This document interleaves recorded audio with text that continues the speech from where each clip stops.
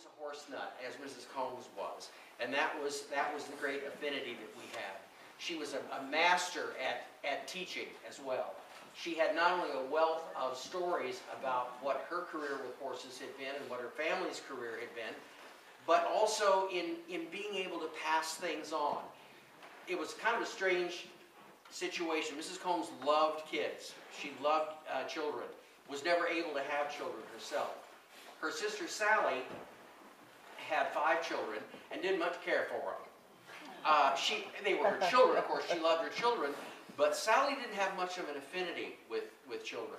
My mother had dropped me off here one Saturday morning, and I was sitting in front of those windows over there reading some old horse magazines from back in the 20s and 30s, and I heard this click, click, click, click coming down the stairs, and I stuck my head out the door, and it was Sally, Miss Sally. And Miss Sally's first words to me were, I'd never met her before. "What are you doing in my house?" And I said, "I'm waiting for Mrs. Combs." "Not in my house, you don't." She took me by the ear and threw me off that back porch back there. I went around to the kitchen. I think I was about 12, squalling. Went around to the kitchen. Cook said, "Oh, that'll be Miss Sally. Let me get the housekeeper." Housekeeper Pearl came down. She said, "Oh, that'll be Miss Sally. Mrs. Combs is on her way down." Mrs. Combs took me in the servants' hall and said, "Now, Michael," she said, while my sister's here, it's a good idea if you give her a white bird." She said, "She doesn't understand young people." Understand them? She hated them. She was distant. Even with her own children, there were a lot of air kisses going around. I've seen her at church a couple of times when she would deign to arise before noon to come to chapel on Sunday morning. But that was my introduction to Miss Sally, so I did give her a very wide berth. My revenge was that when she wasn't here, I had her bedroom. So that was the good part. So this was the music room. This, as I say, the piano. Everyone thinks, oh, the furniture in these places must have been spectacular. Not really. This was not the kind of house that you would have opened up and seen in the pages of House Beautiful or Architectural Digest. It was lovely. It was warm. It was comfortable. But it was dark and it was gloomy most of the time. The paneling in here, none of this is original. One of the nephews, when the house was finally closed after the death of Mrs. Combs and her sister, came in, and everything in here, all of these ceiling things, everything was torn out, and it was down to the bare plaster, lath and plaster walls. It was completely stripped when I came in here the first time back in about 1977, expecting to come in here and see it the way it was, all of the house, when I had been a kid living here. And I had to get out. It was pouring down rain outside. I was on a tour from the chapel, and I had to get out. I went out and stood in the rain, and one of the ladies that I had known for many, many years came over, and she took my hand, and she said, "This is really getting to you, isn't it?" And I said, "Yeah." I said, I can't go back in there again." It took a long, long time and a lot of years to get a lot of ghosts buried. I think Mrs. Combs would be tickled to death at what's going on out here now. I think her father would be happy. That the legacy that he had seen is something that's actually just sit. The sun was always warm. Where the big marquee tent sits out here now, the pavilion, there was a wonderful big tree. It was the most wonderful tree for climbing that a kid ever saw in his life. I'm sorry that tree is gone now. But boy, it was a great tree climbing experience. Back here now, of course, for the new Longview Mansion, for the activities here, the pavilion, which can seat, I think, close to 200 people for the activities. There are weddings, there are receptions, there are corporate events, corporate meetings, everything that is held here with scrumptious food, I must say. Scrumptious food. Lots of things. Dinner theater things, murder mystery theaters, all kinds of activities that are held here these days. So it's a very active place. It's probably more alive, and there's probably a great deal more going on here now than there was when the people who actually built it were living here. Oddly enough, it was very quiet. The Long family, when Mr. Long built the house, what a lot of people don't realize is he was probably the richest man in Kansas City at one point. They were not very social. They were kind of not accepted in all of the social entertaining set. So as a result of that, there wasn't as much big party things. Plus, they were teetotalers; they didn't drink. Mrs. Combs once told me that the only wine ever served in the house at Corinthian Hall was the wine that was represented in the tapestries in the dining room. That was the only wine because no one in the family drank. At least that's what. The ceiling in this room came from Corinthian Hall. It had to be cut down. This ceiling was actually, when it was constructed, when Corinthian Hall was being built, there was a company in New York called Baumgartner and Company, who were great furniture. They were the big furniture makers, interior designers, made these incredible. They were at the same time that Corinthian Hall was being built and furnished. They were furnishing 2 houses for the Vanderbilts and the Astors out in Rhode Island. And they, as a result of that, they were farming work out all over the world. This ceiling was actually built in Russia. And then it was after it was constructed by the firm who made it, it was then taken apart, shipped to the United States, and put back together again in the Louis XIII drawing room in Corinthian Hall. When Corinthian Hall was closed and given to the city, Mrs. Combs had the ceiling taken down. It was cut down somewhat to fit in here. This mantelpiece also was from the house in town, and there was an overmantel to it originally, which has disappeared. We're not quite sure where that was. I thought I found it a few years ago out in the middle of Ward Parkway, out about 64th and Ward Parkway, but I think I was wrong. This was actually made on site for one of the rooms, for the same room, the Louis XIII drawing room, by the workman as a kind of a wedding present, actually, for Mr. and Mrs. Combs, which always scared me because there are a lot of skulls on it. But then I saw some pictures of Mrs. Long. And I'm being unkind, aren't I? I'm being unkind. Now, since I said that, I will. The one dirty secret that I will reveal. One of my dear friends out here for so many years was a little Irishman by the name of Johnny Haffey, and Johnny was one of Mrs. Combs' horse trainers. Johnny had worked when Johnny retired. He worked for her for over 60 years. He and the head trainer Dave Smith. Dave was from Scotland. Johnny was from Ireland. Always to the end of his days, talking with a very thick brogue. Johnny lived in the house as you're coming in the gate down here, about across from the catty corner from the chapel, where Gene Marshall's son lives now. And I made the mention once. I was asking about the family. Johnny and I were cleaning tack in the tack room, and I mentioned Mrs. Long, and his comment about Mrs. Long was, "Oh, the meanest white woman that God ever put on her face." And I thought, what an interesting statement to have made. And yet I never, people would sort of change the subject when you mentioned Mrs. Long. Mr. Long was, everybody loved him. He was the great entrepreneur. Again, a man who had been raised with very little. He was the epitome of the self-made man from the end of the 19th century and into the early years of the 20th century. The old Go West young man. He was a man who had done it all himself. On the day that he and Mrs. Long were married in Independence, Kansas, they had their wedding in the morning, they had lunch, and then he went back to the office. That was, and it showed in everything he did. That was how you did it in those days. He had a business to build. He had an empire to build. And as I say, this was his third major undertaking. His first major undertaking had been the R.A. Long building. Then Corinthian Hall as his real showplace for what could be done in Kansas City when you had the willpower and the guts to do it. This then became the third. And he was anxious to get this done.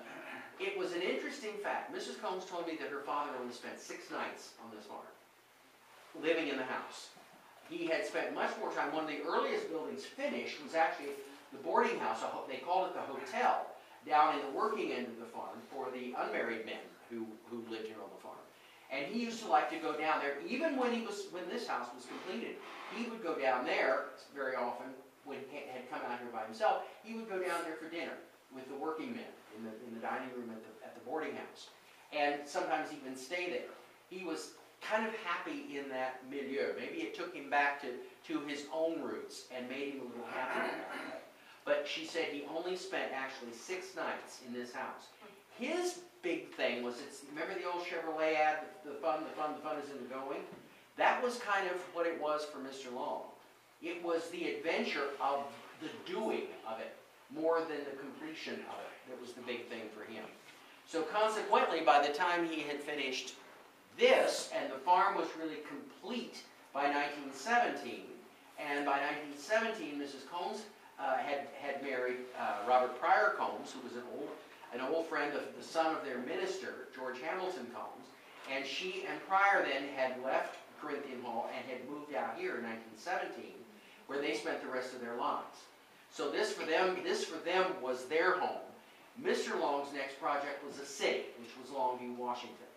And Longview, Washington would go on to become what many architects still consider one of the best planned cities in the United States. And it is. I've had the pleasure of being there. It's a beautiful town, beautiful city, but it nearly ruined him. This all began at the wrong time, in the middle of the 20s, heading into some little crash that happened in 1929 that would ruin Mr. Combs in the long run. Here was a man that in the mid-20s was worth probably over $40 million. That was the equivalent of being a Bill Gates today. $40 million was a huge sum. The Rockefellers were in that category. The Astors were in that category. The Vanderbilts were in that category. And the Longs were in that category. By the time the Depression had come along and wiped out building to the point where Longbell Lumber, the big plant up in Washington State, outside of Longview, Washington, had gone down to actually producing only about 1 shift a week that they were able to keep going. Because the Depression, nothing's being built. People don't need lumber. And the fortunes were depleted. Plus, Mr. Long was buying things, paying for things out of his own pocket. It wasn't coming out of profits. It was coming out. He built the high school. He built the grade school. He built a hospital. He built a library. He built a hotel in Longview, Washington, all out of his own pocket.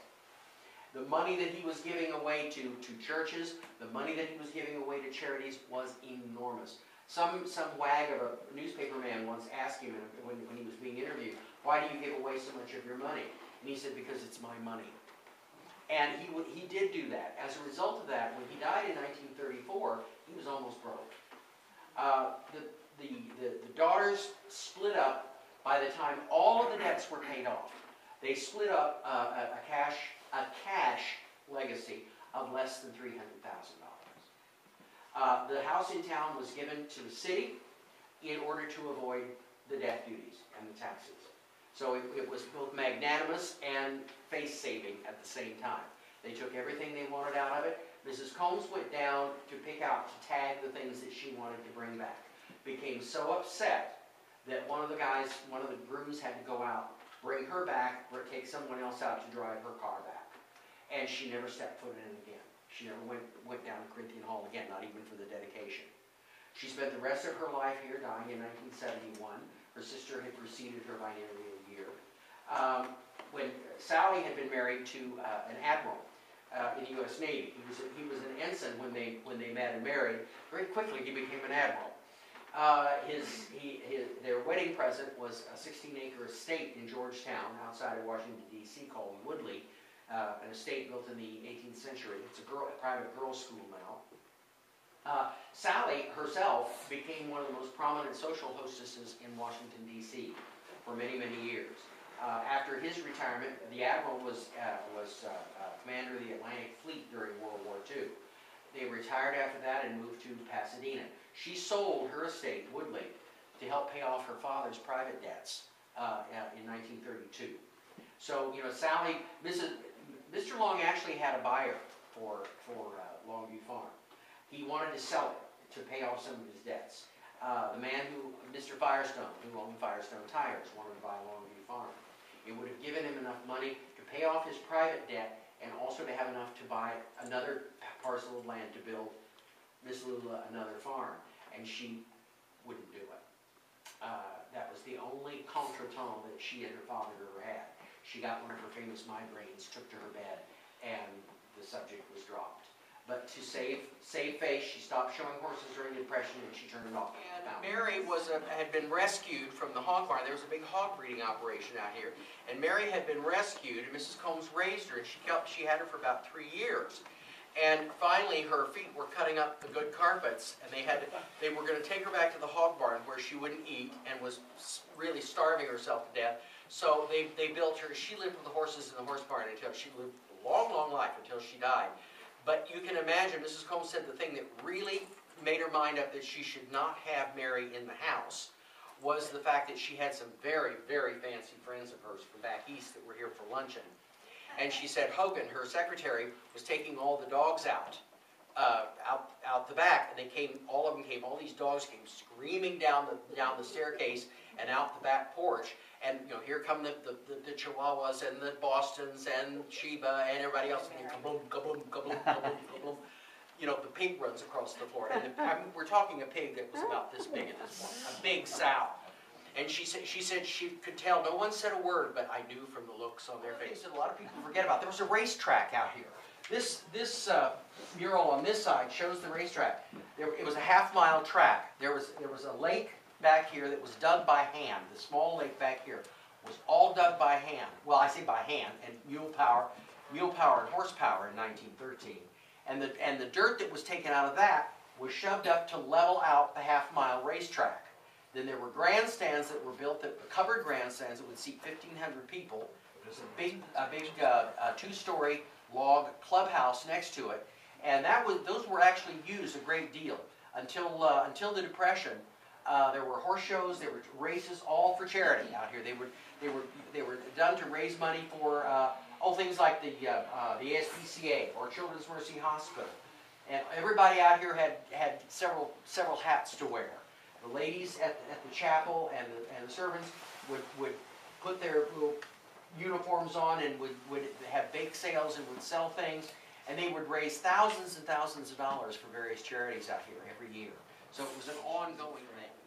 She loved people. She loved animals, all animals. From the pig to, she had pet skunks, a couple of pet skunks.